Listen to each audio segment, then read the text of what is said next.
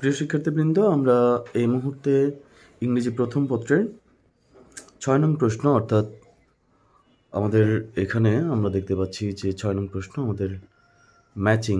আমরা ৬ নং প্রশ্ন এবং তার সমাধান নিয়ে আলোচনা করব। আশা করি সবাই মনোযোগ দিয়ে দেখবে।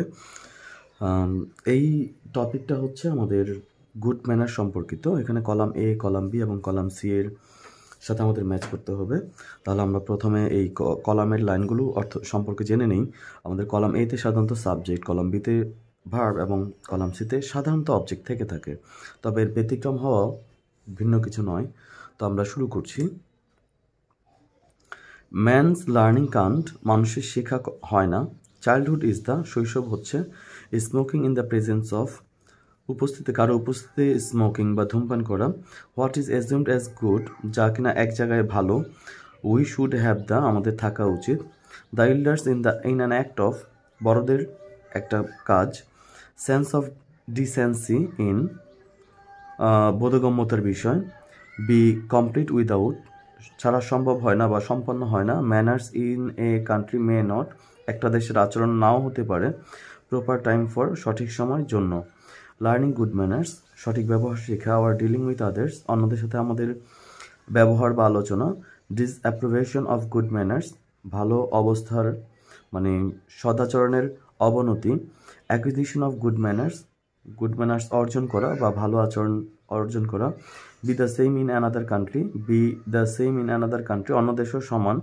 তো আমরা পড়তে যাচ্ছি। প্রথমে কলাম এ এর প্রথম কলামের এ নাম্বারের সাথে ম্যাচ করবে কলাম বি এর 4 এবং কলাম সি এর 2, অর্থাৎ man's learning can't sense the decency, man's learning can't manners in a country,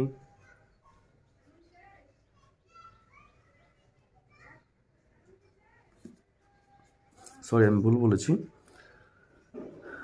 man's column এ এর 1 নম্বরের সাথে কলাম বি এর 3 এবং কলাম সি এর 4 ম্যাচ করবে।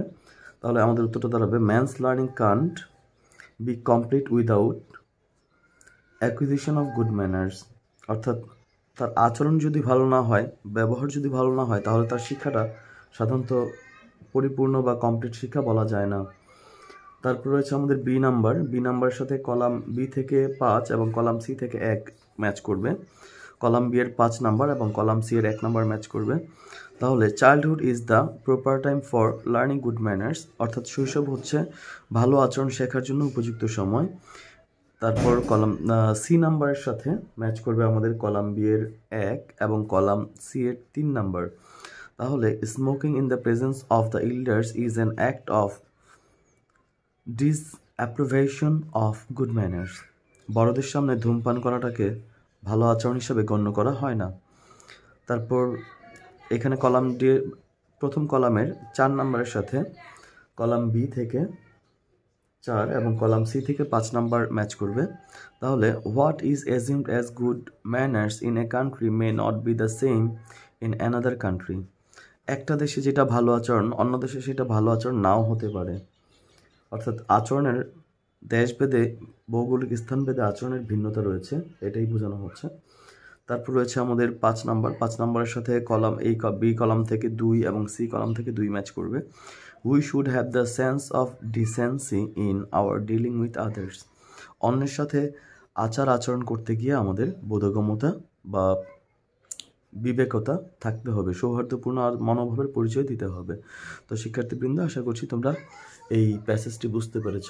ধন্যবাদ সবাইকে।